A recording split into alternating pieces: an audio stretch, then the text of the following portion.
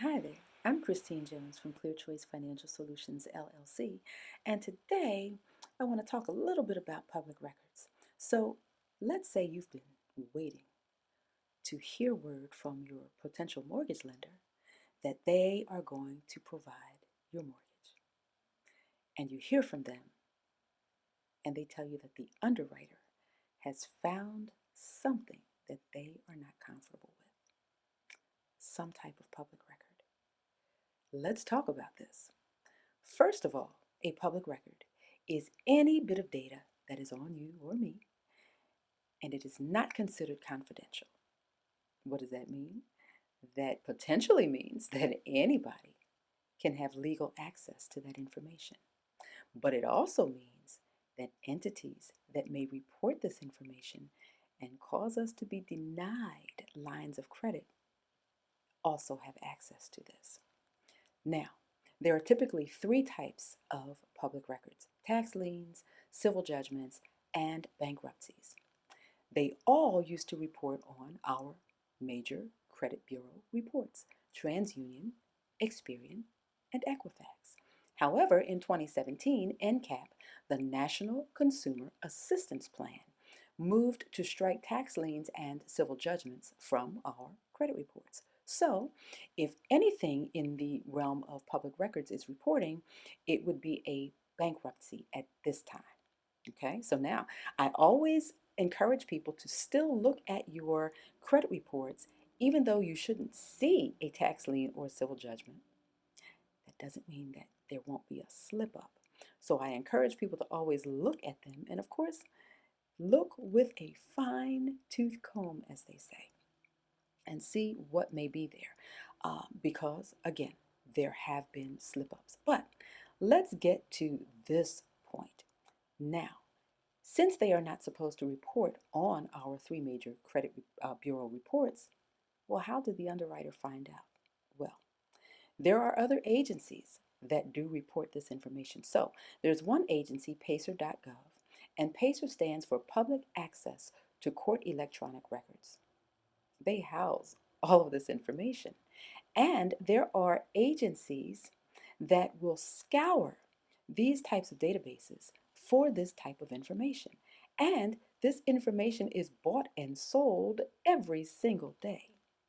So, what will happen is most people don't realize that there are other consumer reporting agencies, such as LexisNexis. LexisNexis is actually known as the bridge, sort of, between the data gap that occurs when tax liens and civil judgments can't be put on credit reports. They're that bridge between that gap. So they also supply information to the housing market.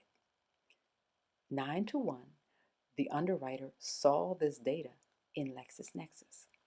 So what do? They're not going to give you the mortgage with this sitting on there. Well, you have to attempt to get it off of your credit report somehow. I must forewarn you, as long as something is legally on your credit report and nothing is in error with it, the law doesn't stand behind removing it. You can always try, but I always let people know, don't be surprised if you don't get what you wanted.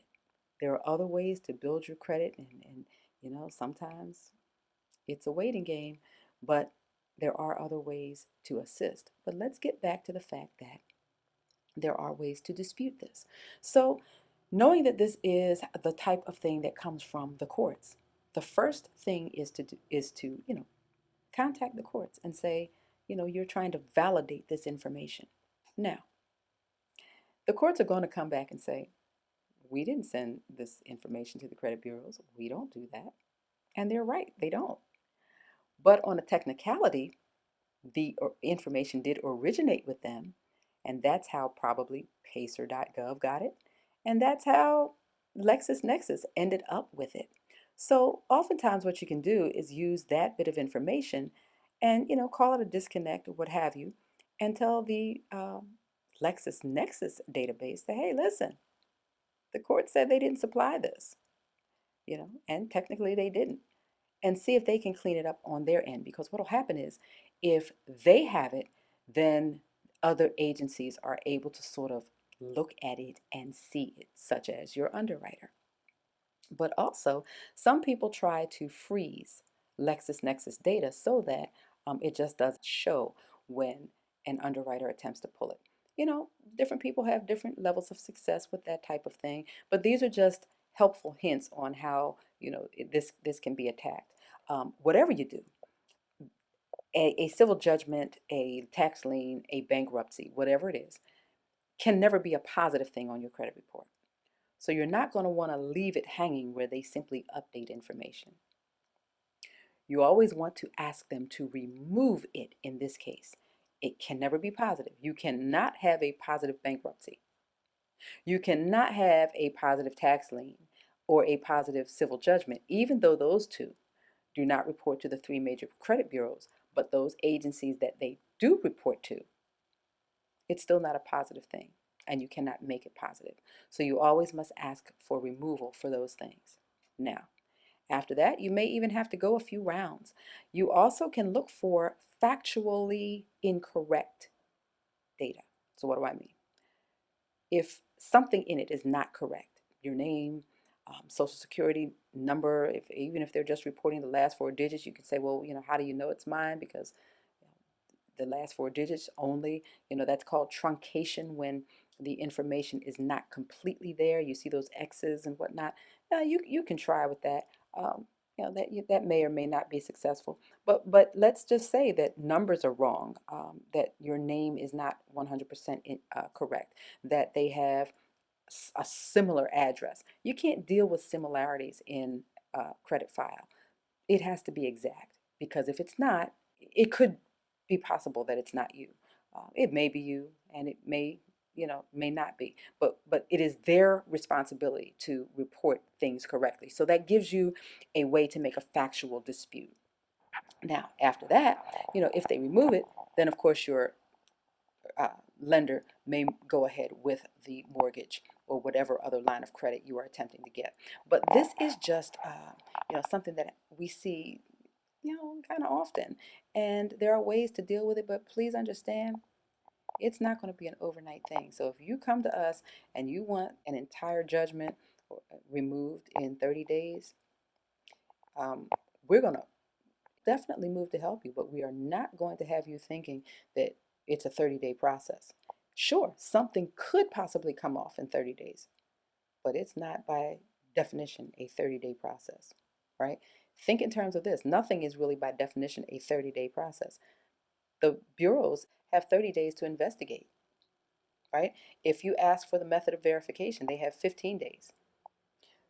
So and then you have to deal with when they got the information. If it went through the mail, you give them 5 days on the front end and 5 days for it to get back to you.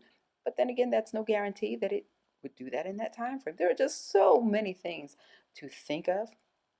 So, if you have any further questions, contact us, 888-404 0478. If you want to reach us directly, if you want to leave a voicemail, 888-404-5815. And you can always check out our website at clearchoicefinancialsolutions.com and email me, crjones@clearchoicefinancialsolutions.com. Talk to you later. Bye bye.